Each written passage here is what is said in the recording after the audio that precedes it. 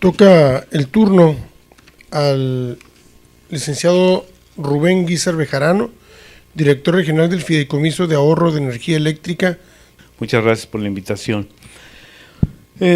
Yo quiero hacer algunos comentarios con respecto a lo que se ha venido ya platicando. Ya lo comentó la doctora, lo comentó el doctor Gersen. No puedo agregar mucho de lo que ya se ha comentado, pero sí, de acuerdo a la experiencia que tengo yo en el tema, pues sí puedo precisar algunos aspectos que quizás pudieran resultar de interés. En la zona de Baja California nosotros tenemos un potencial energético que, derivado de la energía solar, puede representar una gran importancia en lo que se refiere a la generación. Se habla que una pequeña porción de un 5% tal vez, por ejemplo, del desierto del Altar sería suficiente para generar la suficiente energía eléctrica para todo el país, los 65,000 megawatts que se requieren de generación. Definitivamente el potencial es muy importante, hay mucho que se puede hacer en ese sentido.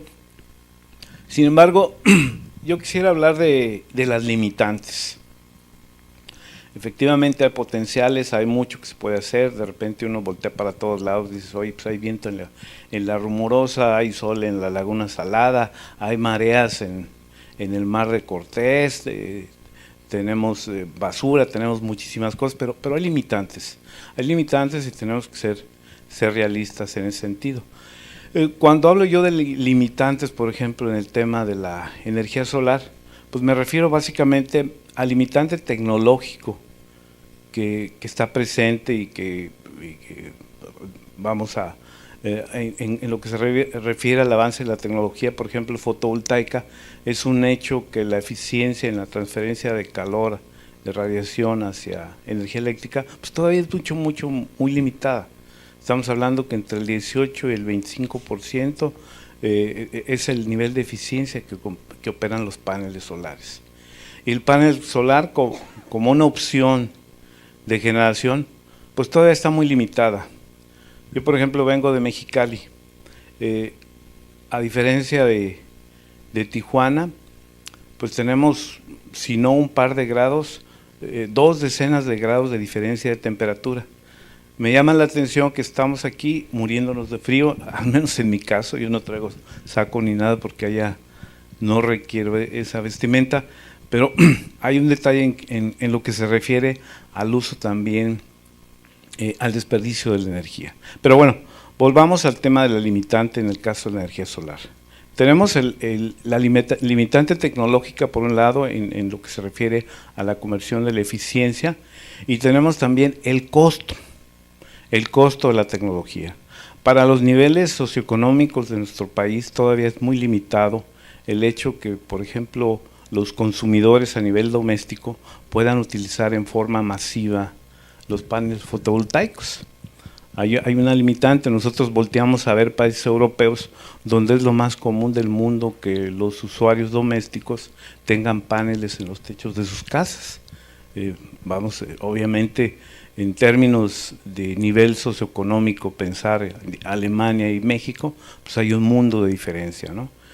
Y si a eso le agregamos, a esa limitante tecnológica, a ese costo elevado, le agregamos el alto subsidio que se tiene a las tarifas eléctricas, que es un hecho, es real. Este es un punto muy importante que desmotiva a nosotros como usuarios a implementar proyectos de ahorro de energía, proyectos de aprovechamiento, proyectos de eficiencia. Yo represento un fideicomiso que se dedica a dar financiamiento, apoyo y asesoría técnica a los usuarios de la energía eléctrica para que implementen proyectos de ahorro. Y estamos viendo un fenómeno bien interesante, por ejemplo, aquí en Tijuana. Concretamente aquí en Tijuana, y ahorita les explico por qué.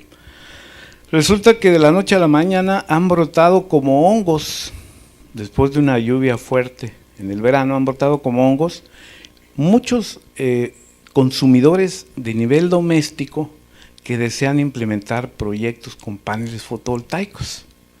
y uno se voltea a ver y dice, bueno, tomando en cuenta la ineficiencia en la conversión de la energía solar a la eléctrica y tomando en cuenta el costo, aún así lo están haciendo. ¿Por qué lo están haciendo?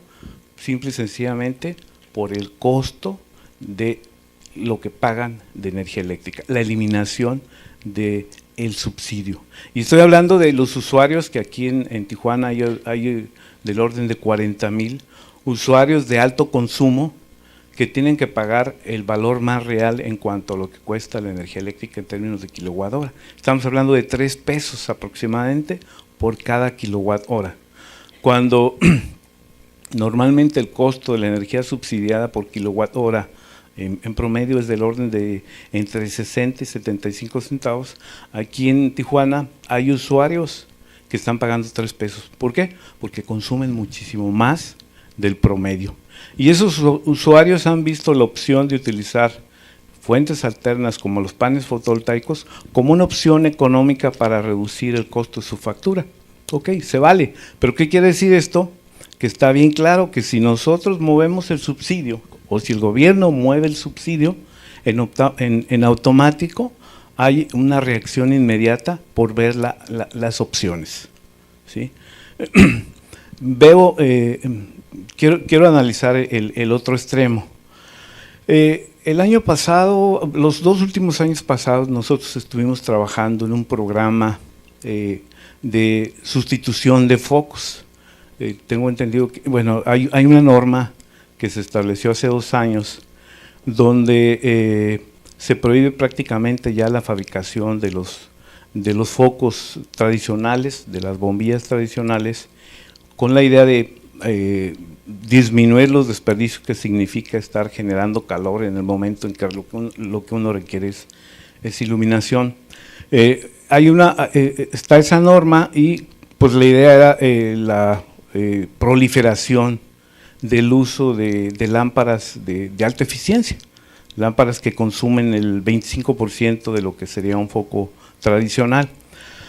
Pues desafortunadamente, y volviendo aquí en la zona de Baja California, tal vez por un problema de cultura, tal vez por lo que significa el reflejo de la frontera, la respuesta en un programa de obsequio de focos de alta eficiencia fue bajísima de parte de la gente. Y estoy hablando de la gente de más bajos recursos. A nosotros nos ha tocado ir a escuelas, por ejemplo, en el Valle de Mexicali, donde la gente obviamente pues, es de recursos muy escasos, y nos sorprende cuando le preguntamos a los niños, les enseñamos el foco tradicional y el foco de alta eficiencia, y le preguntamos a los niños, ¿quién usa de este foco? Les enseñamos el foco tradicional, y todos los niños levantan la mano. Es triste ver que después de 2 años de estar regalando focos, pues realmente mucha gente que debió de haberse adueñado de ese tipo de tecnología, no lo ha hecho. Entonces ahí tenemos el otro extremo, ¿no?, en cuanto a un uso eficiente de la energía. Otro punto importante que yo veo, y comentando algo de lo que el doctor Jagerson habló en su plática, es el tema eólico. A mí me ha tocado hacer algunos pequeños trabajos, pequeños análisis en lo que se refiere al potencial eólico en Baja California. De acuerdo a cifras del Laboratorio Nacional de Energías Renovables, de la zona acá de Berkeley, en California, se estima que el potencial de generación eólica en la zona de la Rumorosa es del orden de 5,000 megawatts, ¿sí?, contra los 35,000 que se tienen en la Ventosa. Efectivamente, cualquiera podría pensar, pues vamos a aprovechar la Ventosa y dejemos a un lado la Rumorosa, pero bueno, ahí el planteamiento tiene que ser más que nada de tipo económico. ¿Cuánto cuesta, ustedes saben cuánto cuesta transportar energía eólica desde la zona de la Ventosa a los principales centros consumidores como podrían ser Guadalajara, Monterrey, la Ciudad de México? Obviamente es un costo elevadísimo. Si eso lo comparamos a lo que costaría la generación eólica en la zona de la Rumorosa con sus 5,000 megas, que son más que suficientes para un suministro completo en las necesidades estatales. De La Rumorosa a Tijuana estamos hablando de 120 kilómetros cuando mucho, ¿sí? Obviamente el costo del transporte, el costo de trasladar la energía eléctrica es muchísimo menor y se puede aprovechar y está la opción, ¿sí? Yo he sabido, por ejemplo, que la calidad del viento en la zona de La Rumorosa es bastante aceptable, quizás no tanto como en la zona de La Ventosa, donde hay problemas de ráfagas huracanadas que acaban con las tecnologías diseñadas en países donde tienen velocidades del viento muy leves, pero que las aprovechan, como Dinamarca, España, Alemania, ¿sí? Entonces, ahí está otra situación, hay un potencial importante, y si a eso le derivamos también el tema de, por ahí alguien preguntaba, las expectativas en cuanto a creación de empleos por efecto de la generación de energía eléctrica, pues tristemente yo les puedo comentar de los casos que yo conozco. En la zona de la Laguna Salada, pasando hacia Mexicali, en la zona de La Rosita, existen 2 empresas de generación convencional. Está Sempra Energy, que tiene una capacidad instalada de 600 megawatts, y está Intergen, que está generando 1,200 megawatts. Intergen surgió por una licitación que realizó la Comisión Federal de Electricidad, y el 50% de la generación se la vende, digamos, a CFE, y el otro 50% lo exporta. En el caso Sempra Energy exporta el 100% de su generación hacia los Estados Unidos. Pero ¿qué es lo importante aquí? ¿Qué tiene que ver con el tema de la generación del empleo? Que efectivamente cuando se levantaron las plantas, pues de repente había 1,200 trabajadores construyendo toda la obra civil de las plantas, pero ahorita esas plantas se operan con no más de 15 gentes. O sea, expectativas a largo plazo de generación de empleo para operar ese tipo de plantas son mínimas. Yo quisiera, si alguien sabe cuánta gente se ocupa, por ejemplo, para operar la generación eólica en La Rumorosa. Tenemos 10 megawatts y tengo entendido, no sé si hay alguien de la Comisión Estatal de Energía, que hay 3 personas que están al pendiente nada más ahí. Entonces, pensar que es una opción de generación de empleo, yo tendría mis dudas, ¿no? Bueno, vamos a otro punto ya para no alargar esto, que tiene que ver con el potencial hidroeléctrico. En la zona de Mexicali, que es donde yo radico, hay todo un sistema de distribución de agua para riego a través de alrededor de 3,000 kilómetros en canales. Si alguien ha tenido la curiosidad, no sé si hay alguien que conozca la zona de Imperial Valley, en la zona de los canales, pues se ha estado aprovechando muy bien el flujo del agua para montar pequeñas centrales microhidroeléctricas, con mucho éxito. Sin embargo, del lado del valle, con 3,000 kilómetros de potencial, no existe una sola microeléctrica que esté aprovechando ese potencial. ¿Cuáles son las limitantes en este caso?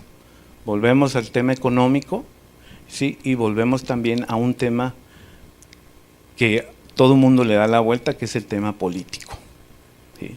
Hay un problema político porque obviamente pues hay intereses, hay ejidos, hay grupos, etcétera, que evidentemente se opondrían en las primeras de cambio a cualquier intento de implementar o de cambiar la forma de operar estas corrientes de agua. Y de acuerdo con lo que nosotros hemos trabajado en materia, ya tomando en cuenta ya el tema del ahorro de energía, lo que nosotros hemos trabajado aquí en Baja California nos permiten más o menos hacer una estimación que existen potenciales de ahorro, simple y sencillamente cambiando el hábito de la gente, mínimo de un 30%. Aunque nosotros tenemos proyectos que han ahorrado hasta el 80%, proyectos en empresas donde el interés por el ahorro obviamente es económico y el ahorro ha sido hasta del 80%. Entonces también existe un gran potencial ahí. la principal limitante en ese sentido es la cultura, ¿sí? Y yo siento que ahí es donde tenemos mucho que hacer. Muchas gracias.